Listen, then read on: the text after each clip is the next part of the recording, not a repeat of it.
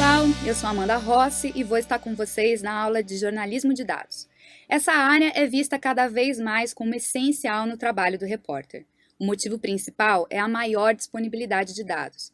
Para entender a sociedade, os governos, a economia, é importante que nós saibamos navegar pelos dados.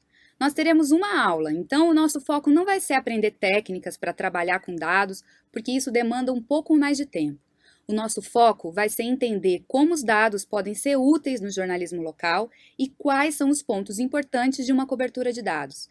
Também vamos explorar como os melhores veículos do mundo estão mudando a forma de contar histórias com dados para que elas fiquem mais interessantes e mais atraentes para o público. Apesar de ser uma aula introdutória, nós vamos passar por conteúdos que vão ser úteis até para quem já trabalha com dados ou já tenha feito algum curso específico. Agora, para você que está vendo esse assunto pela primeira vez, se você se interessar por saber mais e por aprender algumas técnicas, eu vou dar dicas de alguns caminhos que podem ser seguidos depois dessa aula. Bom, agora que eu já falei sobre o objetivo geral da nossa aula, eu vou me apresentar rapidinho. Eu trabalho como jornalista há 14 anos e há 8 anos, em 2011, eu comecei a trabalhar com dados, justamente no contexto do jornalismo local, dando um curso sobre como acessar dados municipais para um grupo de jornalistas cidadãos. Essa experiência, inclusive, virou um capítulo de um dos primeiros livros de jornalismo de dados, o Data Journalism Handbook. Em seguida, em 2012, eu me juntei a uma das primeiras equipes de jornalismo de dados do país, o Estadão Dados, e depois, em 2014, eu fui trabalhar na TV Globo, para iniciar uma experiência de jornalismo de dados em televisão. Nesse tempo, trabalhando com dados e também dando alguns cursos, eu pude ver na prática quais são alguns dos obstáculos mais comuns e algumas das melhores soluções. É um pouco disso que eu vou buscar compartilhar com vocês. E como a nossa aula está estruturada? Primeiro, nós vamos falar sobre a importância do jornalismo de dados e ver alguns exemplos de reportagens com dados feitas por veículos regionais. A seguir, nós vamos aprender sobre os 5 passos que devem ser seguidos na produção de uma matéria de jornalismo de dados. O primeiro deles é o acesso aos dados. E uma das formas mais importantes para conseguir os dados é a Lei de Acesso à Informação.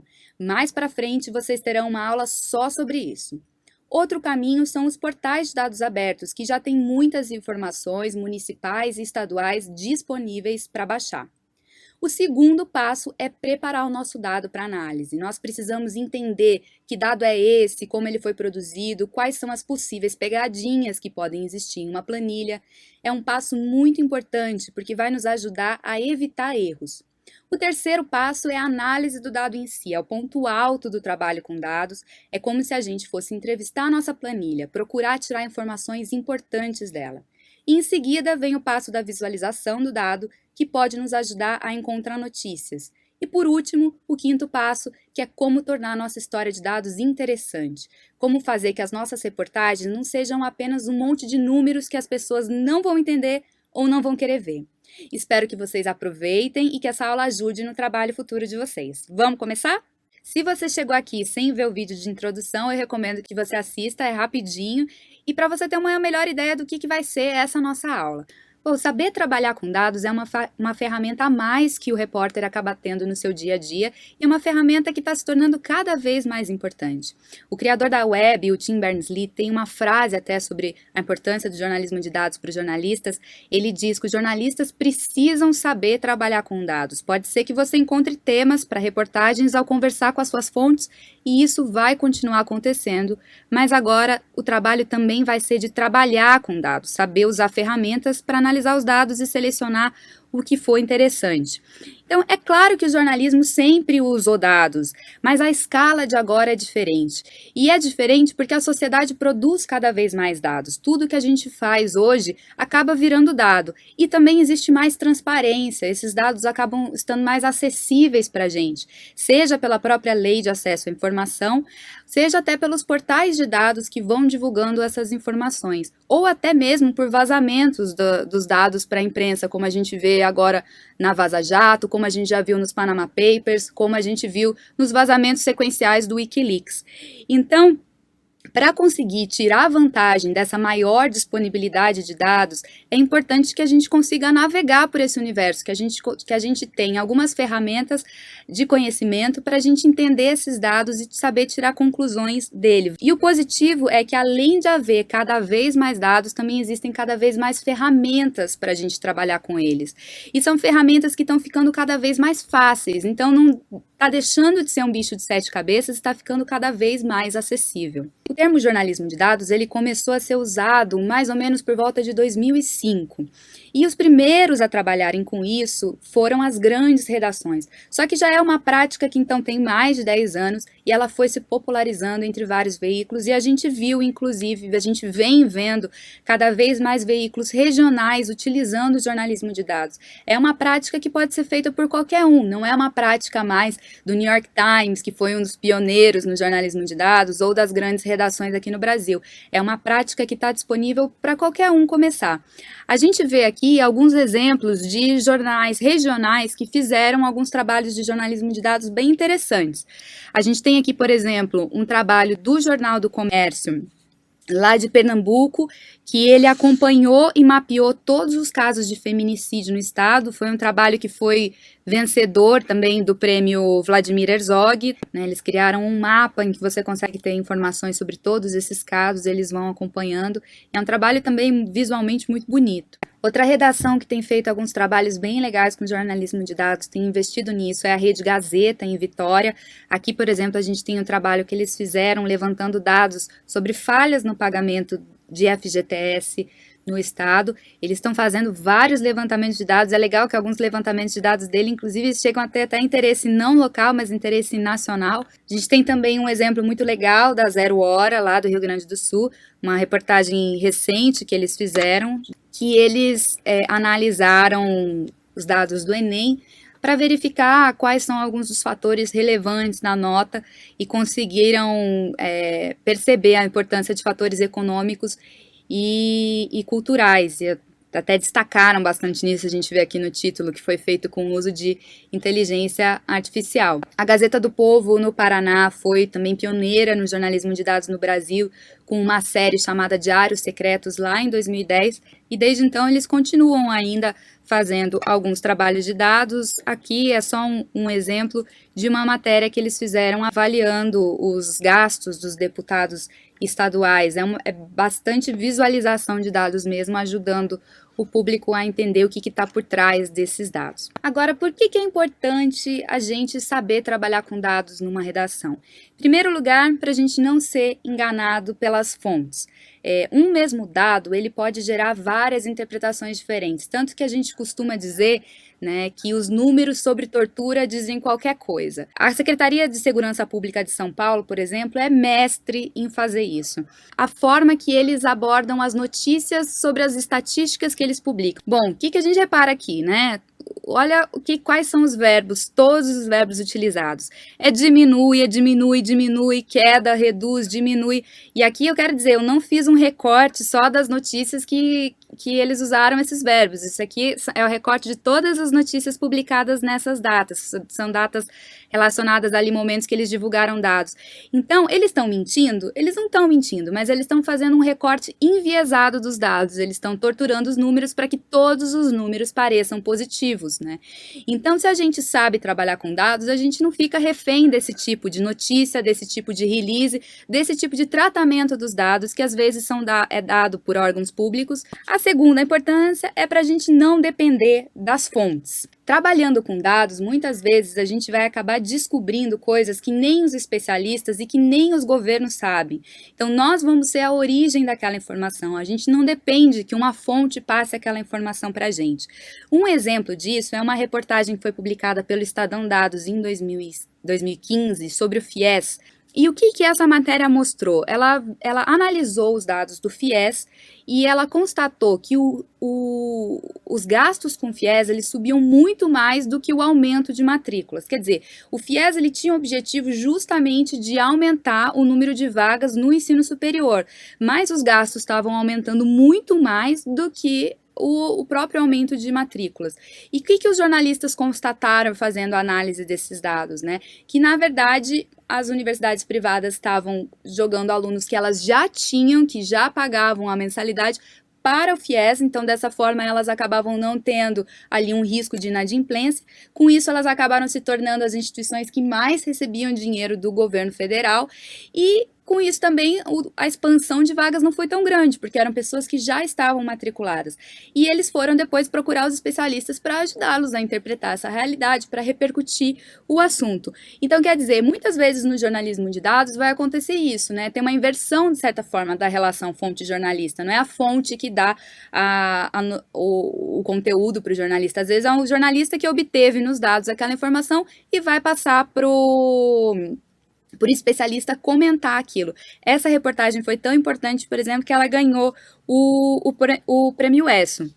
E os dados também acabam nos deixando independentes das fontes de uma segunda forma. Hoje em dia, as assessorias de imprensa em muitos lugares, assessorias de imprensa do governo, de instituições públicas, elas estão dando muito trabalho para os jornalistas, ou não passando informações, ou passando informações pela metade. Então, a gente acaba ficando também independente delas quando a gente consegue acessar os dados de outras formas, que não seja só pela assessoria de imprensa, e analisando essas informações. Então, a importância do jornalismo de dados, resumindo, é a gente não ser enganado pelas fontes e a gente ter independência em relação às fontes. O trabalho com o jornalismo de dados tem algumas etapas, e na minha opinião pessoal são 5 etapas. O acesso a um grande volume de dados, a pré-análise e a preparação dos dados, a análise dos dados, a infografia para analisar e visualizar os dados e, por último, transformar os dados em uma boa história. A gente precisa estar atento a todas essas etapas para a gente fazer um bom trabalho e para a gente evitar que a gente cometa algum erro durante esse processo e acabe, enfim, interpretando os números de uma forma equivocada. Bom, com relação ao acesso a um grande volume de dados, a gente tem 2 formas principais de ter acesso aos dados, que é pela Lei de Acesso à Informação. Como a gente comentou na introdução, vocês vão ter uma aula só sobre isso com a Marina Todt da Abrage. E outra forma são os portais de dados abertos. A boa notícia é que muitas vezes a gente vai encontrar dados estaduais e dados municipais, mesmo que os governos locais não estejam disponibilizando essas informações, porque as instituições federais ou outras instituições estatísticas vão disponibilizar esses dados. Então é uma questão até mais da gente saber procurar, da gente saber onde esses dados podem ser encontrados e a gente se valer de uma transparência que já existe, tem muita informação que já está pública. Na lista de links eu deixei uma série também de recomendações de bancos de dados que têm dados de estados e de municípios, e a minha dica é entrar nesses sites, dar uma navegada, ter uma ideia do que tem em cada um, para quando vocês precisarem acessar um dado, vocês já saberem onde vocês podem encontrar, e também até para tirar a ideia de pauta. Vamos agora para o segundo ponto. A pré-análise e a preparação dos dados. Essa é uma das que eu gosto mais de falar, porque é uma etapa que geralmente as pessoas ignoram. As pessoas acham que, opa, consegui o dado, agora eu vou analisar o dado, vou ter minha história.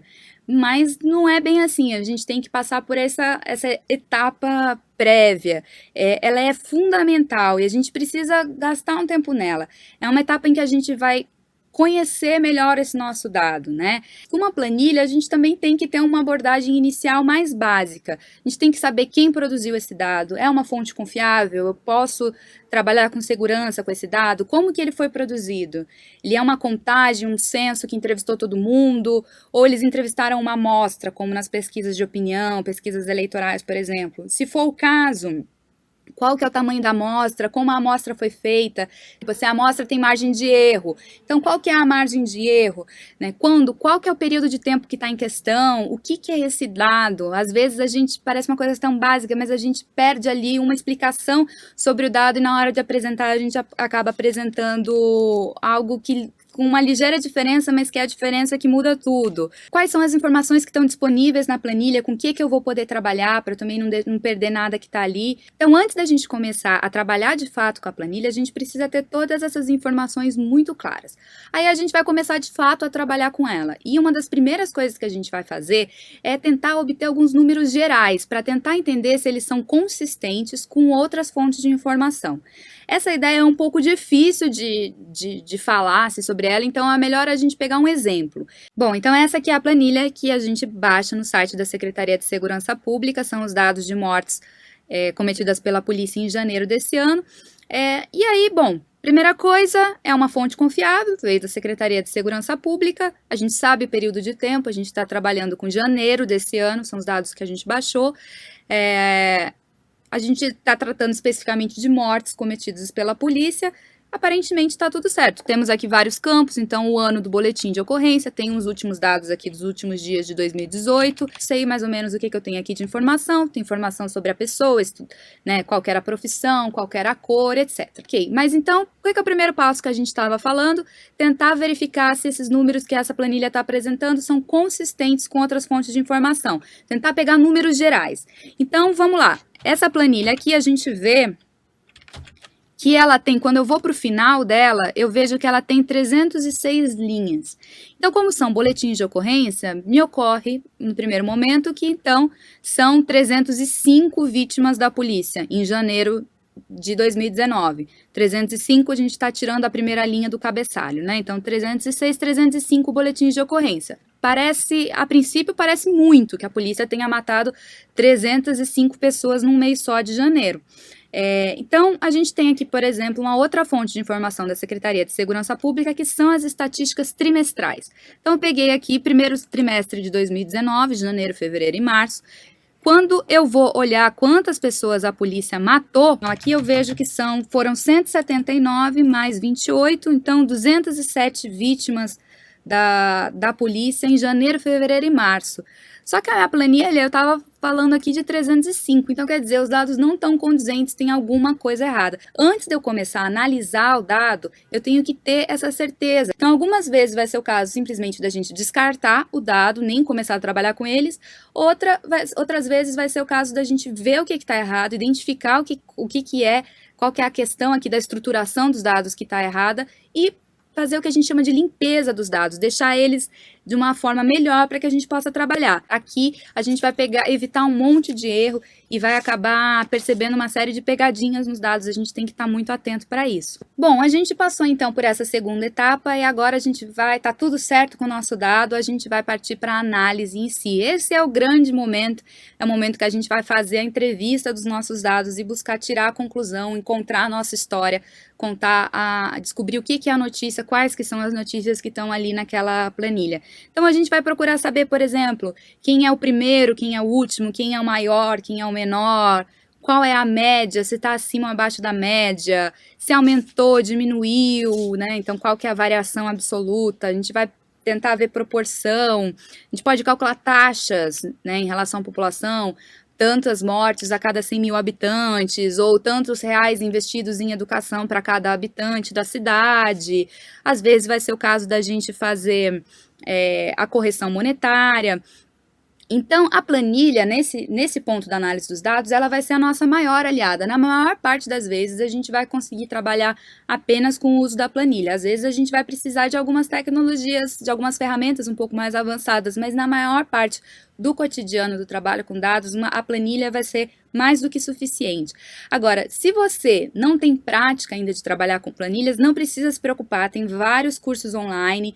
Eu separei na lista de links alguns cursos de planilhas que são específicos para jornalista, tanto para você começar como também para você se aprofundar. A dica principal é sempre meter a mão na massa. Então vai lá dar uma olhada naqueles links que eu comentei, que tem os bancos de dados de informação estadual, municipal, vê alguma planilha que você acha interessante, abre ela numa planilha, pega num programinha de planilha, um Excel, um Google Spreadsheets, pega alguns desses tutoriais, né, começa a fazer já mexendo nessa planilha, vê se já sai alguma coisa interessante. Meter a mão na massa é essencial no jornalismo de dados, ele é sobretudo prática, a gente vai aprendendo mais conforme a gente vai precisando de mais conhecimentos.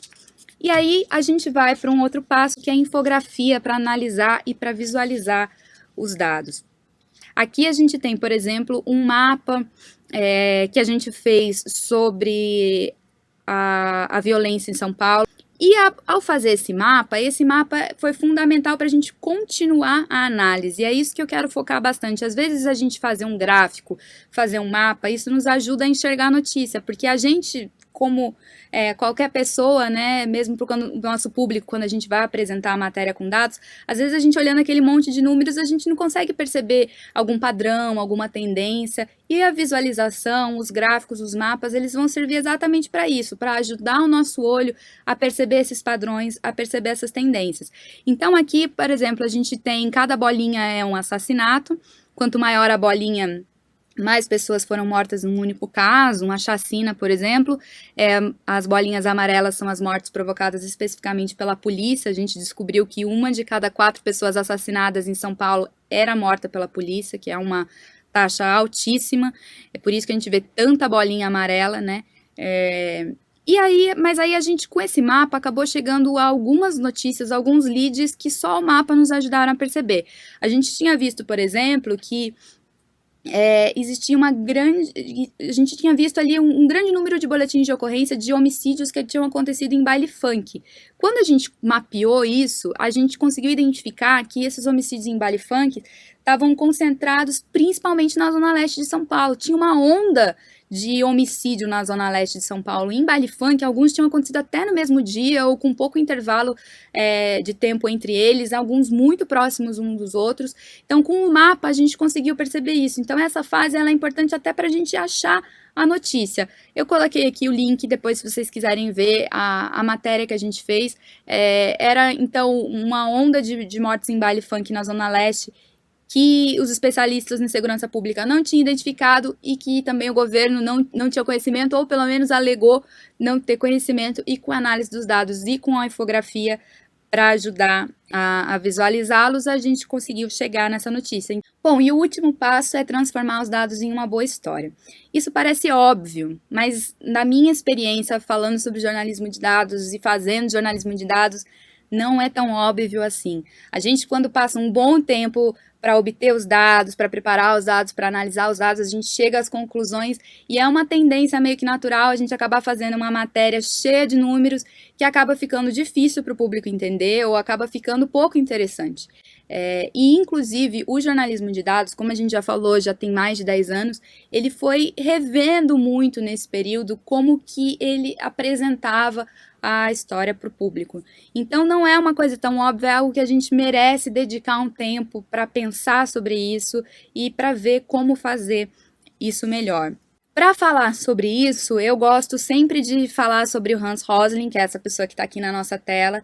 Ele não foi jornalista, ele foi médico. E o Hans Rosling, ele fez uma série de pesquisas e ele identificou que as pessoas em geral são muito ignorantes sobre o mundo em que a gente vive. Ele fez até pesquisa com grupos de pessoas ganhadoras do Nobel, para você ter uma ideia. E mesmo assim ele percebia que a gente tinha concepções equivocadas sobre a realidade.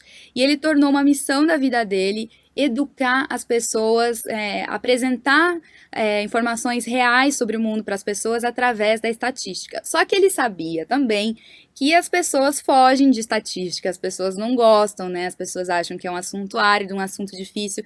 Então, ele era um mestre em buscar criar formas de apresentar estatísticas para as pessoas de um jeito que fosse legal, que gerasse um uau, que as pessoas se engajassem com aquilo.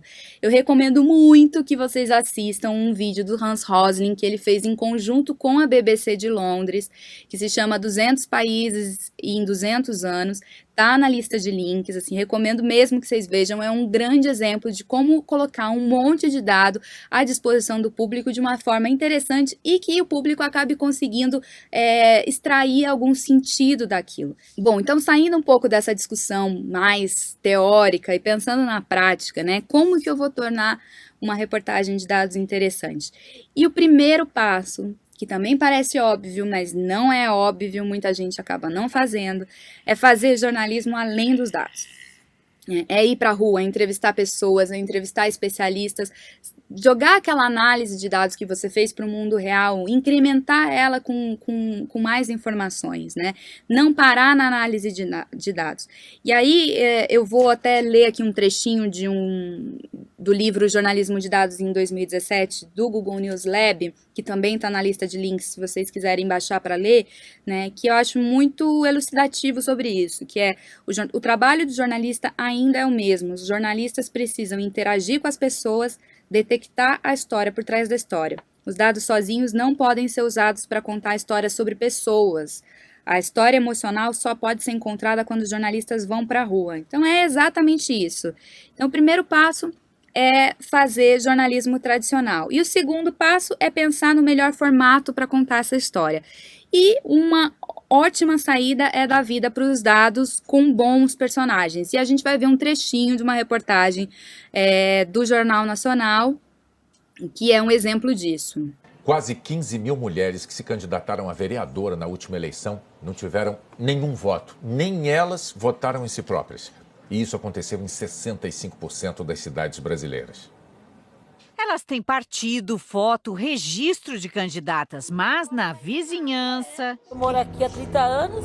E não soube que ela era candidata? Não. Ela é manicure? É. Viemos a Cajamar, na Grande São Paulo, para investigar melhor um mistério eleitoral. Candidatas a vereadora sem um voto sequer. 0. Ela pediu voto para você? Não, pra mim não. Pediu para você? Em casa ninguém, esses aí nunca foi lá em casa pedir voto pra mim, não.